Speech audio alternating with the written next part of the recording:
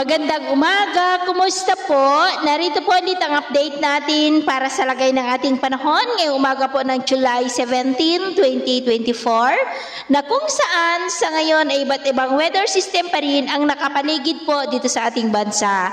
Mayroon pong habagat dyan sa kanlurang bahagi, easterly sa silangan ng Luzon habang ang sirkulasyon ng sama ng panahon na ating binabantayan ay nasa southeastern part po ng Southern Samar na nagdudulot na ng mga pag-uulan ngayong madaling araw dyan po sa Eastern Visayas at Dinagat Island. Bahagya po itong himina sa ngayon pero posibleng lalakas ulit yan bago mag-landfall sa Eastern Visayas na magdudulot ng mas malalakas na ulan sa Bicol Region at malaking bahagi po ng Kabisayaan. Samantala, ang cloud clusters na ating minomonitor sa labas ng ating area of responsibility na may shallow LPA ay posibleng lalakas po yan ngayong weekend at posible rin na maging bagyo na hahatak at magpapalakas ng habagat lalo na po next week. Next week ay isahan natin ang mas maulan na panahon sa kanluran ng bansa lalo na po dito sa Luzon, epekto po yan ng papalakas na habagat. Ito nga yung pinapakita ng forecast model nating ginagamit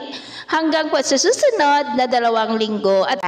At sa lagay ng ating panahon ngayong madaling araw ay may mga isolated rains sa ilang bahagi ng Quezon, Batangas, Bicol Region, ilang bahagi ng Mimaropa, Eastern Visayas, ilang bahagi pa ng Bohol, Cebu, Bacolod, Cadiz, Cabancalan, Guimaras, Capiz, Iloilo, ilang bahagi ng Aklan, Antique, Surigao del Norte, Zamboanga del Sur, Mati, Tagum, Sarangani, Lanao Provinces, Sulu Archipelago at dyan po sa may General Santos. At mamaya ay sisikat ang araw sa malaking bahagi ng bansa lalo na po dito sa Luzon at Mindanao.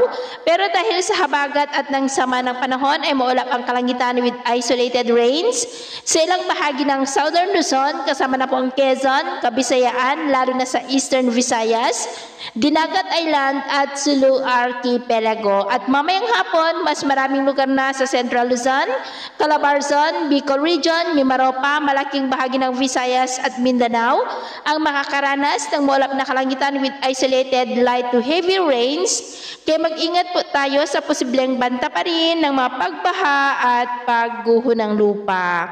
At sa atin naman pong mga baybayin, dahil po sa habagat ay medyo maalon dyan sa kanlurang baybayin po ng Luzon, na ang mga alon ay posibleng aabot hanggang po sa 1.2 to 2.8 meters height.